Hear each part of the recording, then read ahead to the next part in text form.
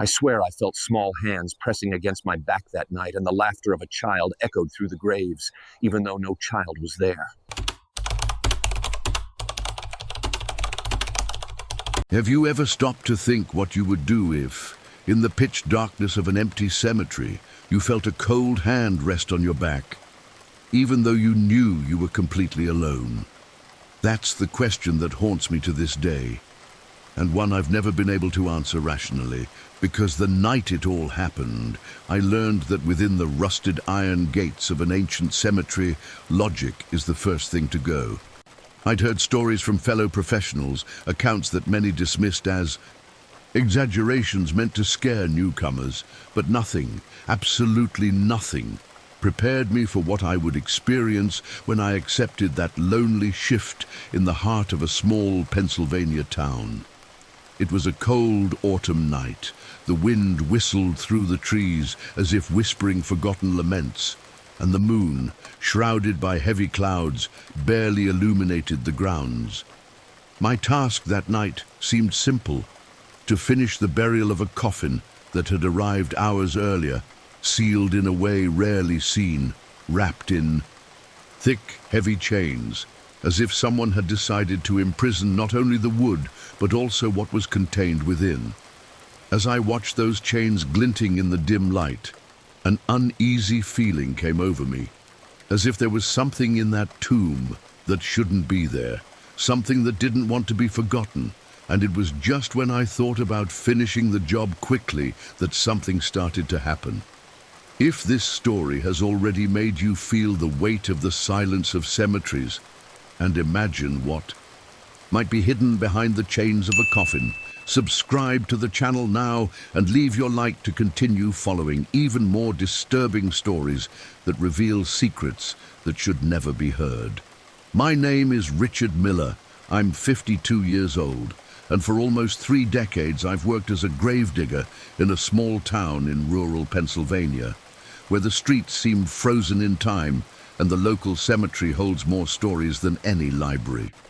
From a young age, I learned to cope with the weight of the earth, the dry sound of the shovel hitting the hardened soil, the bone-chilling cold during night shifts, and most of all, the deafening silence that dominates every space between the tombstones when night falls.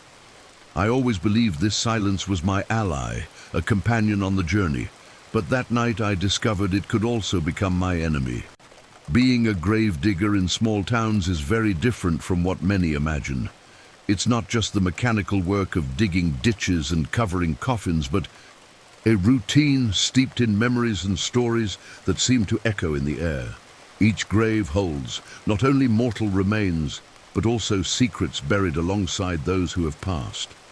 Sometimes I wonder if the entire cemetery isn't breathing, if it isn't watching, if it isn't somehow kept alive by the memories trapped between the roots and stones.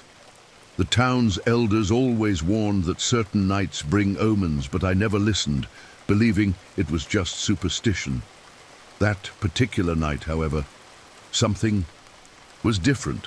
The coffin awaiting me was unusual, and I realized this as soon as I saw the chains surrounding it, thick and rusty, like makeshift prison bars. I wondered why anyone would feel the need to chain a coffin, but found no answer. What bothered me most was the way the metal reflected the dim light from the flashlight, creating the illusion of movement with every gust of wind. The more I observed, the more I became convinced that those chains were there not to protect the living from disturbing the coffin, but rather to prevent anything inside from having the chance to escape. And it was as this idea began to take shape in my mind that the unexpected approached silently, preparing the ground for something I would never be able to forget. As I shoveled the last shovel of dirt over the coffin, the weight of the night seemed to intensify with each passing second, as if the air itself had become denser and harder to breathe. The wind, which had been blowing in short bursts, suddenly ceased, plunging the cemetery into absolute silence, a silence so profound that my ears began to ring, as if trying to fill the sound void. It was at that moment that I felt something I still can't explain without my voice breaking. A cold, firm and heavy hand rested on my back. It wasn't a vague or imaginary sensation, not a chill from the cold or a nervous reflex. It was a real touch, with weight, pressure, and a chill that penetrated the fabric of my jacket as if it were nothing. My entire body froze, and for a few seconds I didn't have the courage to turn around, as if my mind tried to deny what my senses already confirmed. Sweat trickled down the back of my neck, contradicting the freezing night, and my hands shook so badly I almost dropped the shovel. Finally, summoning what little courage I had left, I whirled around, ready to face whoever was behind me. But there was no one. Just the darkness between the tombstones, the distant rustle of dry leaves, and the freshly turned earth before me. The emptiness was even more terrifying than if I had encountered someone, because the only possible conclusion was that the touch wasn't coming from something visible, wasn't coming from something I could confront with my own hands. It was as if the entire cemetery had leaned over me, determined to remind me that I wasn't alone, never had been.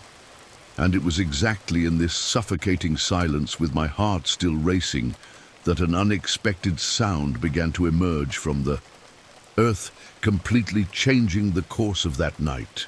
Still in shock from the invisible touch I'd just felt, I tried to convince myself that exhaustion was playing tricks, but before I could even compose myself, a deep, scratching, metallic sound began to echo from beneath the newly sealed earth. At first, I thought it was just the natural movement of the earth giving way beneath the coffin, but I quickly realized there was a pattern, as if something inside was scraping against the metal of the chains, forcing its presence to be felt. The sound was irregular, sometimes louder, as if claws or nails were scraping against the iron, and sometimes softer, like a whisper that only hinted at its existence, but enough to paralyze me with terror. My instinct told me to run, abandon the shovel and forget that shift, but a strange, almost hypnotic force kept me still, trapped before that grave as if I were a spectator condemned to watch a macabre spectacle unfold. The silence around me only intensified the sound, for there was no other sound to distract me, not the wind, not the insects, not the night birds. Everything seemed to have ceased, leaving only that metallic scraping to dominate the night. It was then, amidst this unearthly silence, that I heard footsteps behind me. They weren't imaginary, they weren't echoes, they were firm, measured steps, approaching as if someone were crossing the rows of tombs toward me. I turned quickly, and once again there was nothing but darkness. But the sound persisted, heightening the sensation that I was surrounded by invisible presences. The ringing in my ears returned with intensity, as if my mind were trying to protect me from something that shouldn't be heard. But I knew it wasn't imagination, because the touches on my back still echoed in my body's physical memory. And it was at that moment, with my breathing already ragged and my heart beating as if it wanted to escape my chest, that something even more disturbing manifested itself, leading the night to a point from which there would be no return. I tried to convince myself it was all just a build-up of fatigue and imagination, but deep down, I knew something was happening, because no delusion can so clearly reproduce the physical sensation of a new touch that this time not only rested on my back, but pushed me forward with such a force that I momentarily lost my balance and nearly fell onto the newly sealed grave. The chill of that contact ran down my spine like a reversed electric current, and in that instant I realized that no matter how much I tried to deny it, I was confronting something that didn't belong to the world of the living. My entire body went into a state of alert, every muscle tensed, every breath short and ragged, and it was at that moment that my eyes caught a shadow cast against the grass, a human form, clearly outlined by the moonlight escaping through the clouds, but there was no one there to cast it. The shadow moved autonomously, as if it had a life of its own, its arms slowly reaching out toward me, and I recoiled without even thinking, unable to accept that I was witnessing something that defied the most basic logic of reality. It was then that the metallic sound intensified, no longer as intermittent scratches, but as rhythmic blows coming from within the earth. Blows that shook the ground beneath my feet and wrenched from me a primal fear, a certainty that those chains wouldn't hold for much longer. It felt as if something or someone was struggling to break free from the coffin, and each blow reverberated through the air like a warning that nothing there remained at rest. The darkness around me seemed to close in on me, and for a moment I thought I would be swallowed by the cemetery itself.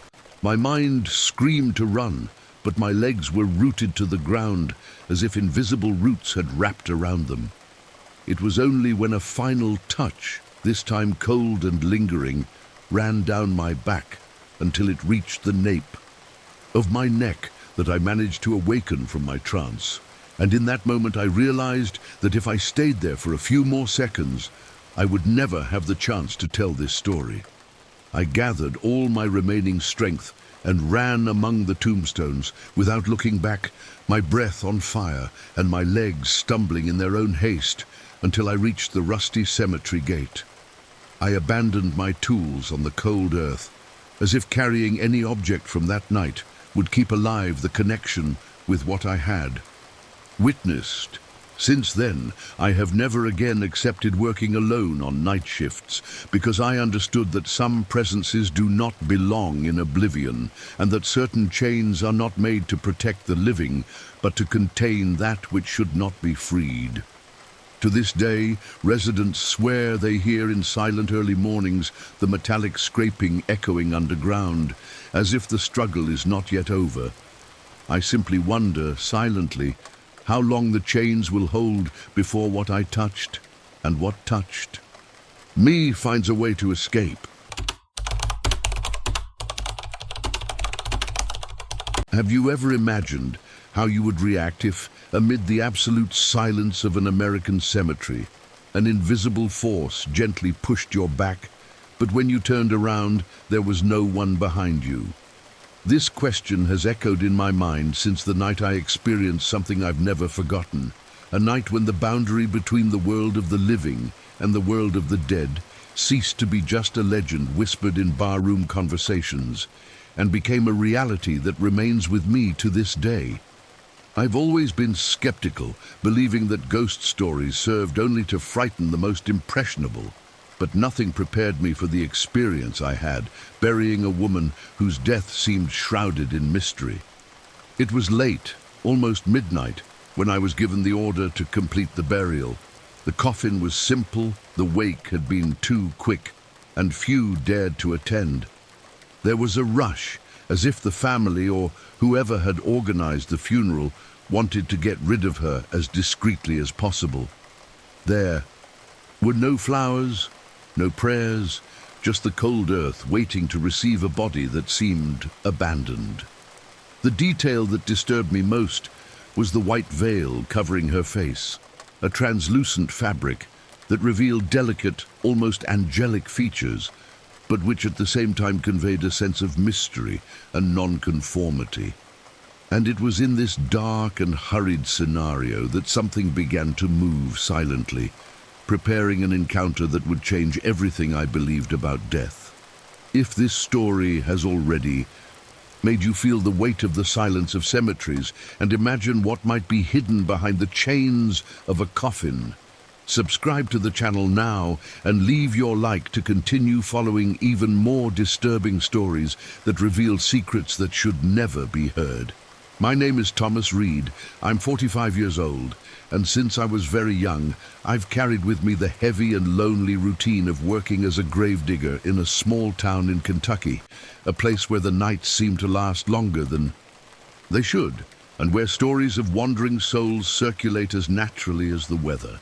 Over the years, I've learned to accept silence as my companion, to deal with the coldness of the damp earth, the weight of shovels, and the metallic smell that wafts from coffins.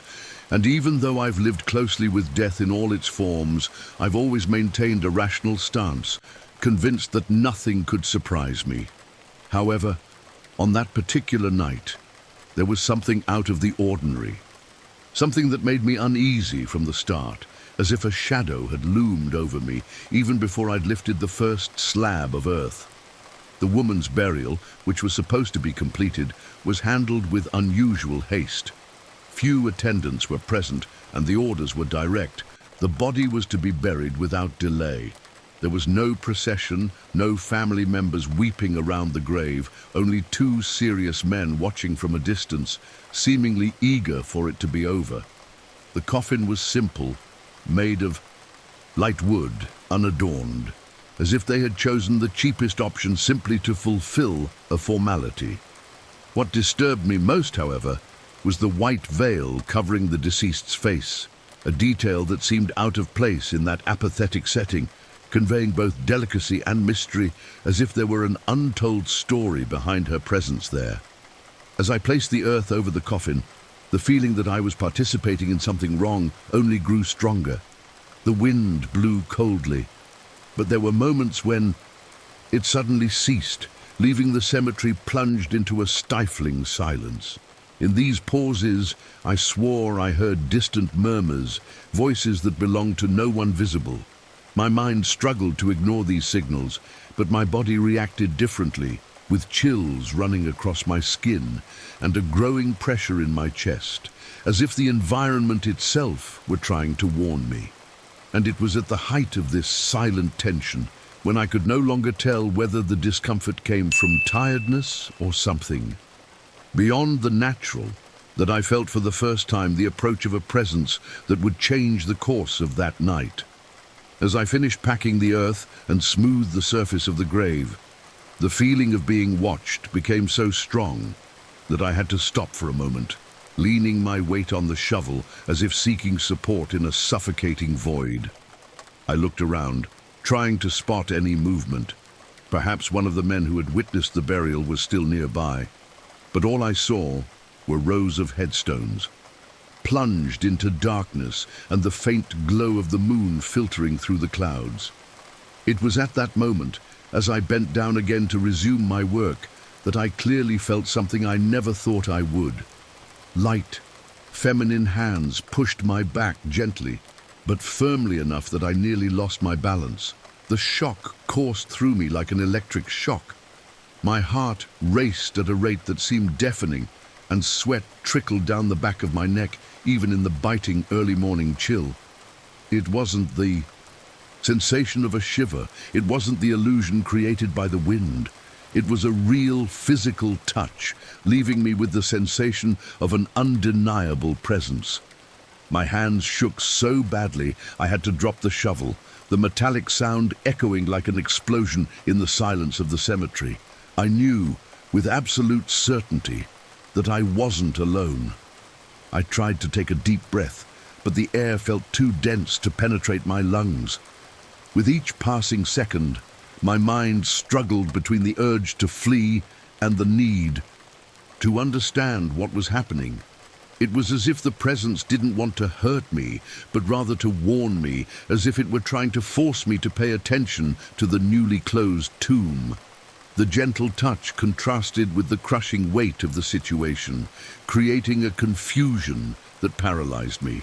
And it was just when I regained the strength to lift my head, determined to face what surrounded me, that my eyes caught something that would make all the previous terror seem like just the prelude to a much more disturbing revelation. As I lifted my head, trying to recover from the touch that still burned on my back like a cold memory, my eyes fixed on something that made my entire body shiver. Among the tombstones, a few meters away from where I stood, the silhouette of a woman appeared, motionless, covered by a white veil that moved slightly in the early morning breeze.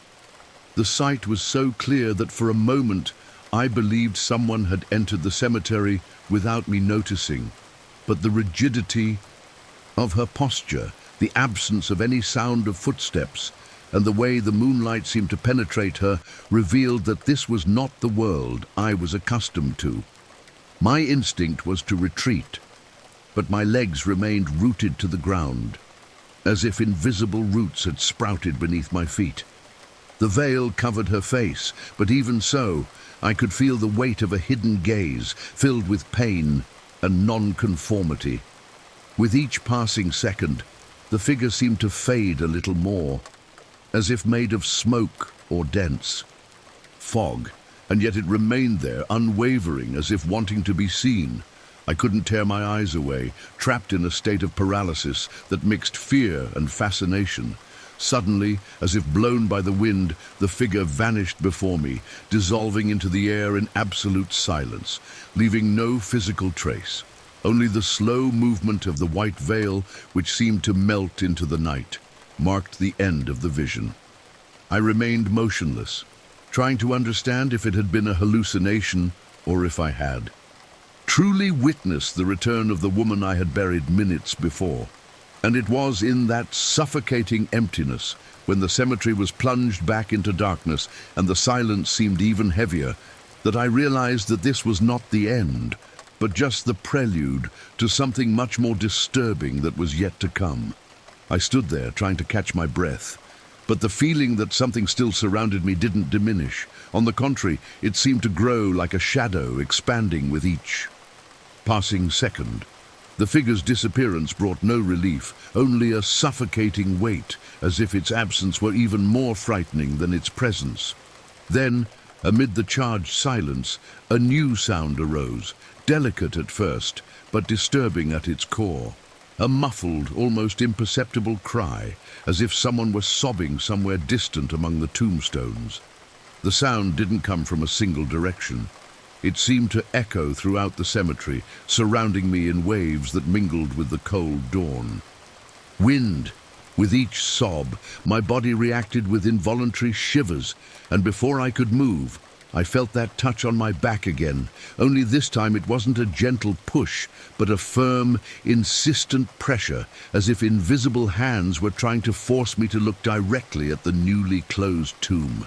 The force was undeniable, and for a moment I almost gave in, overcome by the feeling that someone wanted me to see what was there.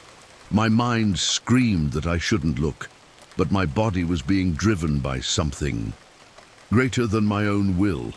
It was at that moment that I understood that the rushed burial wasn't just a matter of carelessness or administrative haste. There was something hidden in that woman's story. The way the veiled figure had appeared, the still echoing weeping, and the invisible force pushing me forward indicated an unspoken truth, as if she had been placed there against her will, perhaps carrying secrets or injustices no one dared to mention.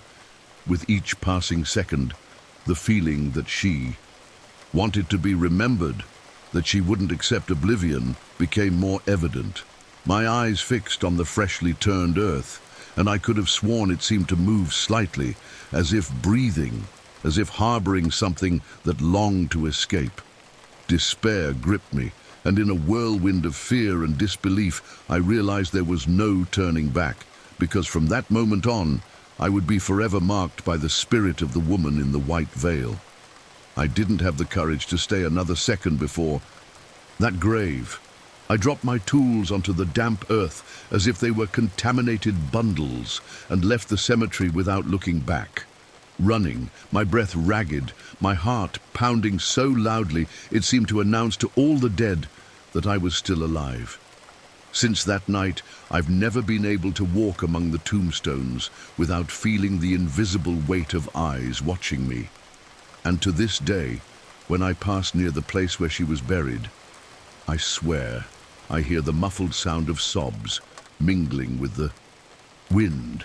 Some residents claim they've seen, on moonlit dawns, the figure of a woman in a white veil wandering slowly among the graves, as if still searching for someone to listen, as if still wanting to push forward those who dare ignore her story.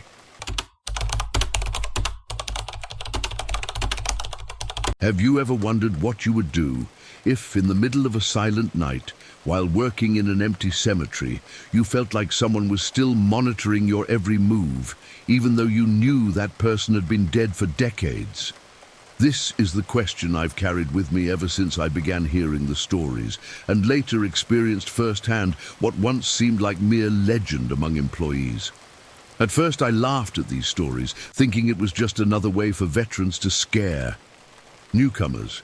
But the truth is, there's something in that place that never rests, a presence that doesn't fade with time, and that insists on reminding everyone that certain obligations don't end with death.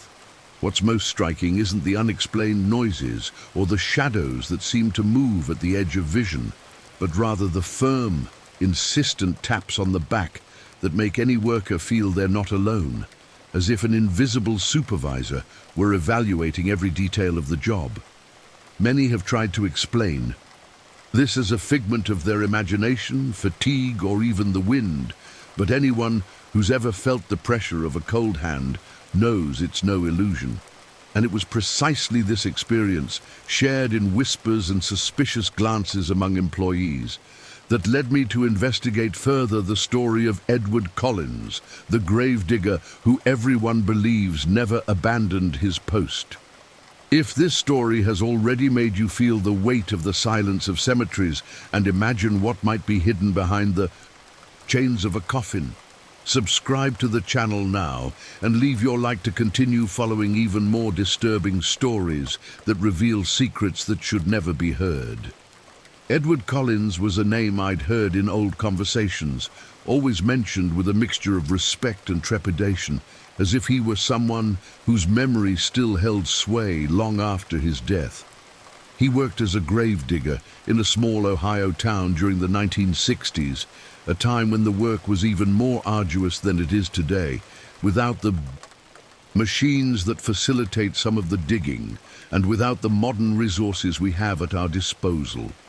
They say Edward was a man of few words, rigid in posture and calloused in hands, who would spend hours in silence while digging, as if each shovelful of earth were an extension of his own life. He never married, never left any heirs, and seemed to live only for the cemetery, dedicating himself to his craft with an almost military discipline. The town's elders remember his stern gaze, refusing to tolerate mistakes from those who worked alongside him. It is said that he himself supervised every detail of the burials, from the depth of the graves to the alignment of the headstones, and if something was out of place, he would redo the entire job to ensure perfection. For many, he was an admirable professional. For others, an obsessive man who had become a prisoner of his own demands. The fact is that Edward died on duty, on a cold night, alone among the graves, the victim of a sudden collapse that didn't give him a chance to call for help. Since then, the cemetery has never been the same. Stories began to emerge shortly after his death. Employees hearing footsteps when they were alone, tools appearing in different places than where they had been left, and the constant feeling that someone was watching their work. Over the years, these stories were repeated across generations, as if Edward's presence had become an inseparable part of the nightly routine. And it was in this environment filled with memories and whispers about the past that I myself lived the first experience that made me believe that Edward Collins never really left. The first time I felt Edward's presence wasn't marked by visions or obvious apparitions, but by something much more intimate and disturbing. I was alone, digging a grave at the back of the cemetery in a secluded area where the trees cast long shadows that shifted in the wind. It was an ordinary night, cold and silent, until, in the middle of my work, I noticed a change in the environment, a strange density in the air that made my body react before my mind could even comprehend what was happening. It was at that moment that I felt, clearly and unmistakably, a hand land on my back. It wasn't an aggressive touch, but a firm one, like the gesture of someone approaching to check on you.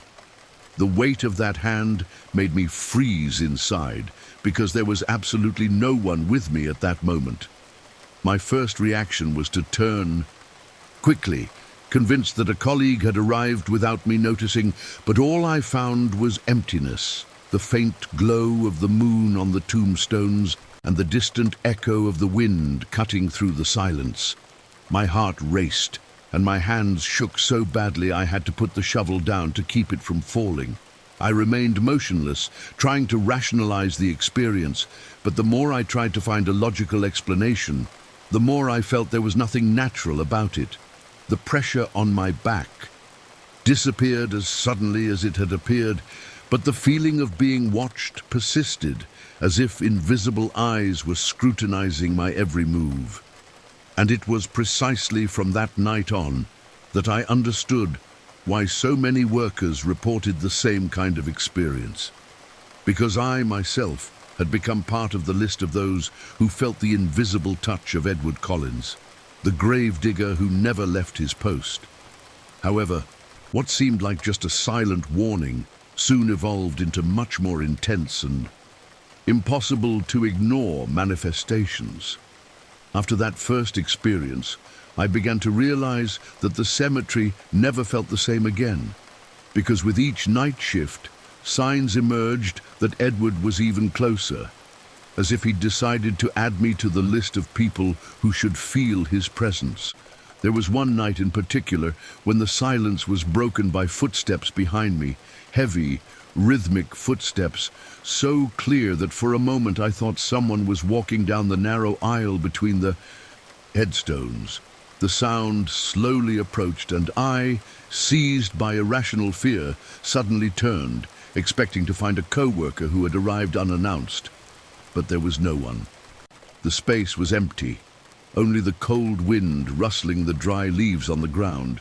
But the footsteps still echoed in my mind, as if the earth had stored the sound. As the weeks passed, other phenomena began to occur. My tools were no longer where I'd left them, and as much as I tried to convince myself I'd been distracted, the precision with which they were moved made me believe it was no coincidence.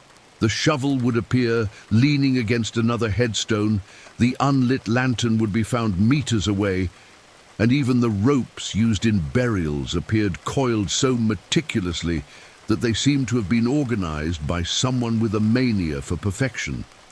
This was the unmistakable signature of Edward, the invisible overseer who tolerated no disorder even after death. More than once, colleagues swore they saw a silhouette, standing in the distance, under the silvery moonlight, motionless, simply watching. When they tried to approach, the figure vanished before their eyes, leaving only the suffocating weight of a presence that could not be ignored. It was then that we all understood that these were no longer mere sensations or coincidences, but a manifestation that was becoming increasingly evident, as if Edward were preparing for something even greater. Something that would forever mark the fate of whoever dared to face it. The night I finally saw Edward Collins before me began like any other, with the sky shrouded in heavy clouds and the cemetery plunged into a silence that seemed denser than usual. I tried to concentrate on my work, mentally telling myself that my previous experiences might have been due to fatigue, but deep down, I knew there was no escaping the inevitable. I had already learned that Edward was not just a memory, but a living presence imbued in this soil, and that sooner or later he would reveal himself without subterfuge. As I finished preparing a grave, I heard the footsteps behind me again, only this time they didn't fade when I turned, because there he was, motionless, standing a few feet away, watching my every move with the posture of someone supervising an apprentice. The figure was unmistakable. Ancient uniform, worn boots, slightly tilted hat, and a gaze so stern that even through the darkness I could feel its force. It wasn't a hazy vision or an undefined shadow. It was Edward Collins, as real as anyone, except for the disturbing detail that he had been dead for decades. I froze, unable to take a step, and then he began to slowly approach, each step echoing like a blow to my chest. I could hear the creak of his boot leather, the faint crackle of the earth beneath his weight, and with each passing moment the certainty grew stronger. He wasn't just prowling the cemetery, he was coming for me. When he finally stopped beside me, I felt his hand rest firmly on my shoulder, a gesture that blended authority and disapproval, as if he were evaluating my work and making it clear he would not tolerate failure. The chill of that contact ran through my skin so intensely that my muscles locked, and all I could think was that I was being judged by a man who no longer belonged to the world of the living. Then, in the blink of an eye, his presence vanished before me, evaporating like smoke, but the weight of his honor. And it was at that moment that I understood that Edward Collins would never rest, because his life and his death were tied to the same office, and that anyone who dared to take on the work in the cemetery would sooner or later feel the weight of his hand on their shoulders. After that night, I could never look at the cemetery the same way again, because every shadow carried the possibility of being watched, and every nocturnal noise sounded like the approach of someone who should no longer exist. I often abandoned my tools in a hurry, unable to remain alone for more than a few minutes, and I realized I wasn't alone. Everyone who worked there at some point reported feeling the same invisible pressure on their shoulders, as if Edward Collins still walked among the graves, inspecting every detail, refusing to accept that his role had ended with death. What's most frightening isn't the memory of his imposing figure, but the certainty that his spirit remains attached to his craft, reminding every worker that some responsibilities don't end with the end of life, and that some dead simply never leave. Have you ever wondered what you would do if, while working in silence inside a cemetery, you felt a constant pressure on your back, as if someone insistently reminded you that you were not alone, even when you knew everyone around you was no longer of this world? This is the memory that still haunts me, the memory of a night when the boundary between the living and the dead dissolved before my eyes, and every breath seemed weighed down by the weight of voices that shouldn't be heard. I always believed that the silence of dawn was just that, silence. But that night I learned that there are sounds hidden in the wind, laments that drag through the trees and seem to arise from the disturbed earth itself. It was a job like any other, at least at first, clearing space to welcome those who arrived unannounced, victims of a tragedy no one in the city wanted to discuss in detail. The problem wasn't the task itself, but the atmosphere that developed around it. A dense, oppressive atmosphere in which the very air seemed to weigh down on all of our shoulders. As I placed the shovel on the ground and bent down to continue my work, I felt an insistent touch, a clear and unmistakable pressure that returned more than once, always in the same area of my back, as if invisible hands were demanding my attention. And it was precisely from that first contact, simple but disturbing, that the night began to reveal secrets that should never have been revealed. If this story has already made you feel the weight of the silence of cemeteries and imagine what might be hidden behind the chains of a coffin, subscribe to the channel now and leave your like to continue following even more disturbing stories that reveal secrets that should never be heard. It was the 1970s, and I worked in a cemetery in rural Ohio, one of those places where life seemed to move too slowly, but where death always found a way to hurry. That particular night, we had received direct orders to dig a mass grave, something that in itself carried an inhuman weight, because the idea of burying so many people together without a goodbye, without individuality, made the task an almost unbearable burden. The town was still recovering from a local tragedy, an accident that took many lives at once, and the families, in a state of shock, lacked the strength or ability to attend the ritual.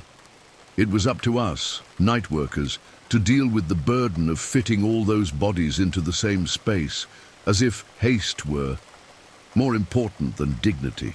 The trench needed to be dug urgently, and the air carried not only the autumn chill, but also the uneasy feeling that something was deeply wrong.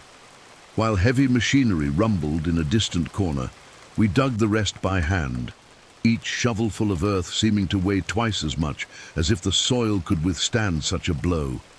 The silence among the workers was unsettling. No one exchanged words. Everyone just took deep breaths and continued their work, as if speaking would summon something we didn't want to name. With every movement, I felt as if it wasn't just my body being watched, but all of ours, as if invisible eyes were circling the site, attentive, demanding respect with every gesture. It wasn't long before small signs began to appear. The cold breeze that had previously flowed gently through the trees began to blow irregularly, bringing with it sounds that mingled with the metallic scraping of blades. The atmosphere shifted, growing denser, and as much as I tried to concentrate, I realized something was about to happen. I didn't know it yet, but that would be the night when not only the ditches would open, but also the doors to something that should never have manifested itself. As we dug in silence, the rhythm of the shovels hitting the earth became almost hypnotic, as if we were trapped in a mechanical routine that brooked no pause. It was in this state of repetition that I felt, for the first time, a firm pressure on my back, a touch that had nothing to do with the weight of exhaustion or the tension in my muscles. It was different, real, like the hand of someone approaching from behind to correct your posture or insistently get your attention.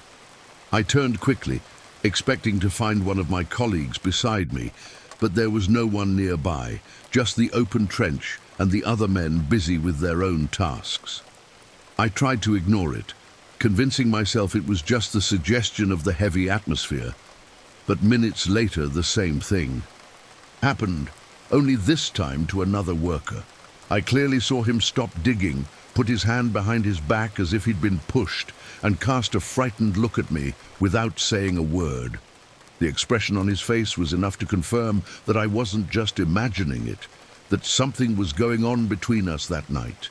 Over time, the stories began to repeat themselves in low voices, almost whispers, because no one wanted to admit out loud that they were being touched by invisible hands. It was as if every time we bent down to shovel the dirt out of the ditch, some presence seized the opportunity to remind us that the space didn't belong to us. I felt watched from every angle, as if dozens of eyes emerged from the darkness, inspecting, demanding recognition. And it was in this climate of growing tension, in which each touch seemed firmer and impossible to deny, that the atmosphere of the cemetery transformed in an even more disturbing way, bringing with it sounds that could not have originated from anything human. It was when the silence began to break that I realized that night could no longer be considered normal. The wind, which until then had blown in gentle gusts, changed rhythm, carrying sounds that seemed out of place. At first, I thought they were just leaves rustling or branches brushing against each other, but gradually the noises transformed into unmistakable murmurs, like muffled wails rising from the ground itself. The voices had no clear origin, echoing everywhere, sometimes close, sometimes distant, but always present, as if enveloping us in a chorus of pain. As the sound intensified, I realized it blended with the rhythm of the shovels, creating a strange cadence, as if we were digging in sync with a collective lament. Each blow against the earth seemed to respond to a sigh, a groan, a voice begging not to be forgotten. My heart tightened inside my chest because it wasn't just an external sound. It was a sensation that invaded the mind, that pressed the thought with images of suffering and despair. My colleagues also began to react. I saw one of them stop digging, look around with wide eyes and take a deep breath, as if he'd just emerged from underwater. Another, was gripping his shovel tightly, trying to hide the tremor that gripped his hands, but I knew, as we all did, that something beyond us was present. The air grew heavy, dense, as if we were breathing inside an open grave. And it was at that point, when the wind seemed to speak for those who no longer had a voice, and the knocks became more and more insistent, that I understood that the night was inevitably heading towards something much more frightening, something that would mark each of us forever. The most disturbing moment of that night came when the work seemed nearing completion and the trench was already wide enough to hold the bodies. I bent down to shovel the last shovelful of earth, trying to ignore the psychological weight already weighing us down. When I felt that pressure on my back again, only this time it wasn't just me, because almost simultaneously all my colleagues stopped moving, raised their heads in shock, and stared at each other in silence, as if each had just been touched by the same thing. There was no need for words. It was written all over their faces. They had all felt the same invisible hands pushing us at the same time. It was at that moment that the atmosphere seemed to collapse. The tools slipped from our hands and fell to the ground with a metallic crash that echoed like thunder in the silence. The wind suddenly picked up strength, kicking up dust and dry leaves, and within this whirlwind of sound, the laments that had previously been mere murmurs became muffled screams, as if dozens of voices rose together to demand attention. The sound didn't come from outside. It came from within the open trench, deep and desperate, charged with a pain that could not be ignored. Some swore they saw shadows slowly. Rising, dark, distorted human figures rising from the ditch as if trying to escape an invisible confinement. I myself, though hesitant to believe it, saw something move in the earth, a shapeless silhouette that rose and dissipated in seconds, like smoke carried by the wind. Panic gripped us all, and for a moment we stood paralyzed, unable to decide whether to run or simply kneel before something that seemed greater than any explanation. Time seemed to stretch, each second becoming an eternity, until the wind suddenly ceased and the wails faded as if swallowed by the ground itself. We stood there, motionless, breathing heavily, and eyes brimming with tears, the only certainty remaining. We had witnessed something we would never forget, and it was with this crushing weight on our consciences that, still terrified, we were forced to finish the work, without imagining that the echoes of that night would still accompany us for many years to come. We completed that work in absolute silence. Each shovelful of earth thrown into the mass grave feeling like a ton, as if we weren't just covering bodies, but also trying to bury the screams and sounds we'd felt. Yet, even when the ground was leveled and the tools were hastily gathered, the feeling that something lurked there didn't disappear, and to this day, I have the impression that those who rest there never accepted oblivion. Many years have passed, but reports still circulate from workers who swear they hear wails carried by the wind. On the coldest nights, and some claim to feel the same insistent pressure on their backs, as if invisible hands continued to demand attention. The cemetery holds secrets that cannot be silenced, and anyone who has been there in the wee hours of the morning knows that certain voices do not belong to the world of the living and will never be silenced. Have you ever imagined how you would react if, amid the silence of a child's funeral, you felt small, invisible hands tapping on your back, light but insistent, as if someone were asking for attention? This question remains with me to this day, because that night I learned that not all goodbyes are silent, and that some voices, however fragile they may seem, find disturbing ways to speak. I used to believe that death was an absolute limit, that the silence of the grave was definitive. But I discovered the hard way that there are presences that refuse to be forgotten, presences that even after their last breath still cry out for care, for recognition, perhaps even for affection. It was a burial unlike any I had ever witnessed. The coffin was small, the invisible weight of unexpressed grief clung to, and the surroundings were filled with a void that seemed larger than the cemetery itself. There was no procession, no flowers, no tears from the family, just us, the gravediggers, charged with completing a task that was already painful in itself, but that night took on a depth I could never forget. The silence that enveloped us was unnatural.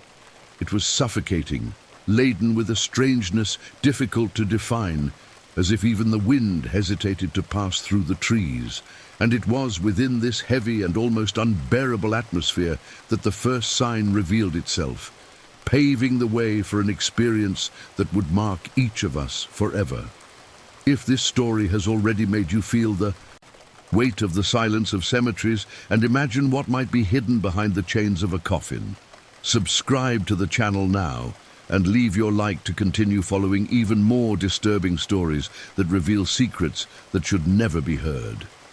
It was the early 80s, and I worked in a remote cemetery in the middle of the United States, where the routine seemed to repeat itself without much change, but where each burial carried its own mark. I remember that particular night clearly, because from the moment we received the order to prepare the ground, something inside me refused to accept the naturalness of the task. The burial was of a child, a situation that in itself carried an unusual weight. But there was something even more disturbing. The request was made in haste, almost as if there were an urgency to conclude everything quickly, without rituals, without the presence of family, without the consolation that normally accompanies a funeral procession.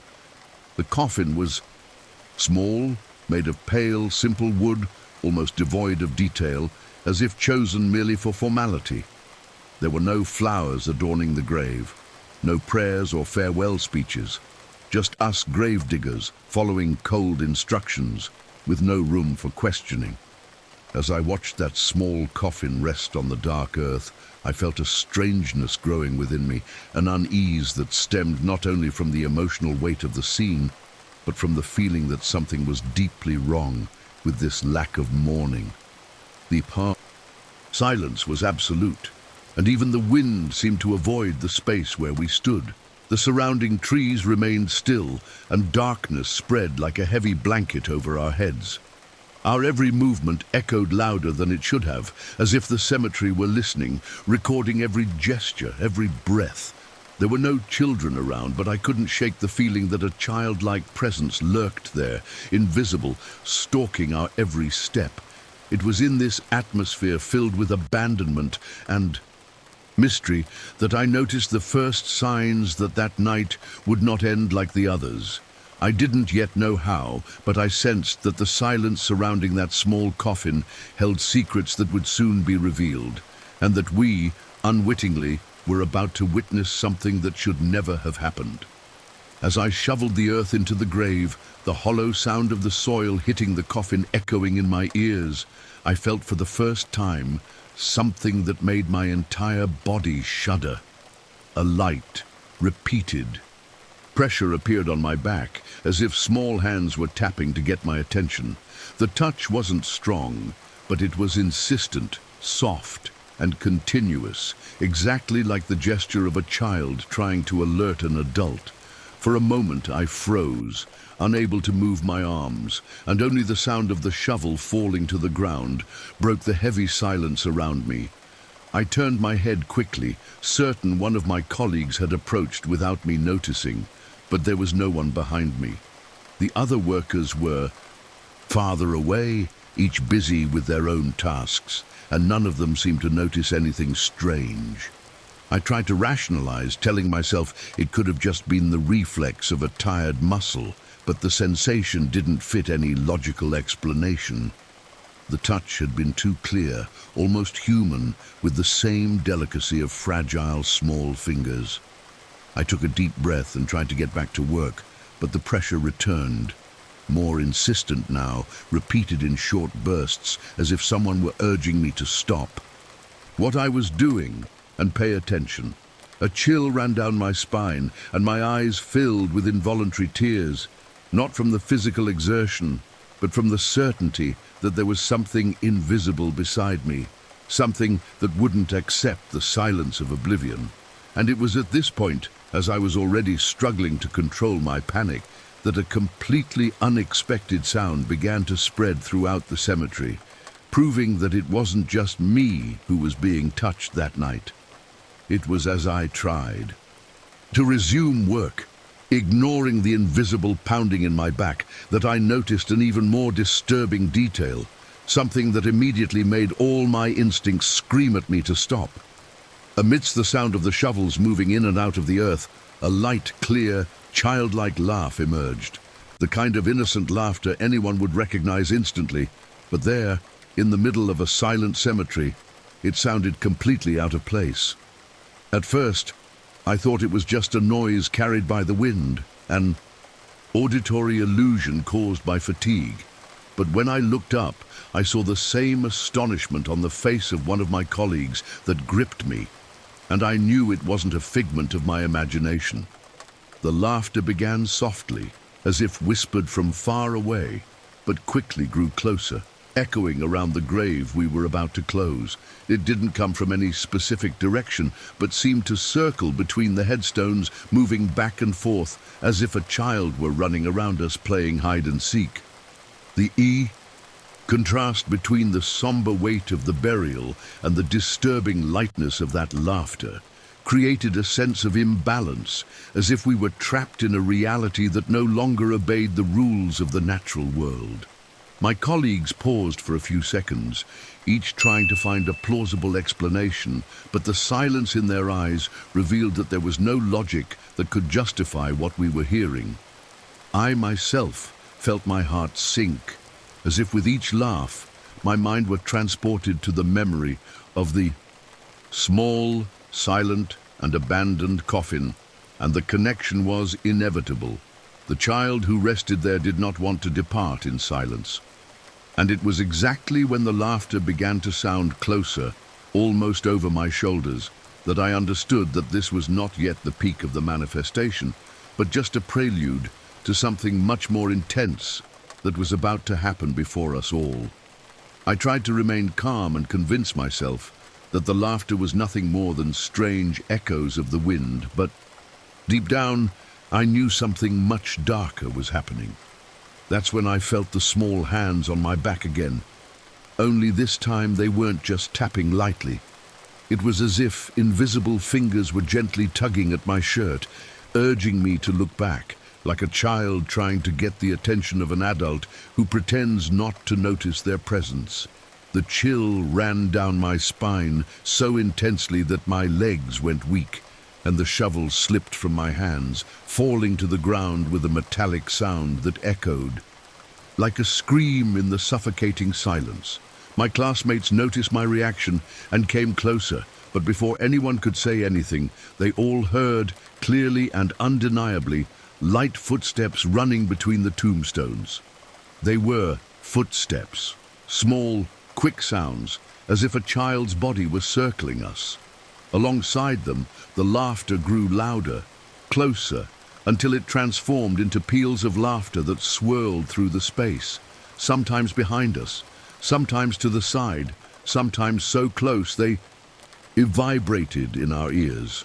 I saw the others' eyes wide, some shaking their hands with nervousness, and I realized it wasn't just my mind that was being attacked.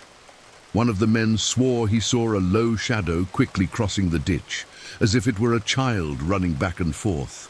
Another let out a muffled scream, saying he felt something tug at his leg, and at that moment, collective panic set in.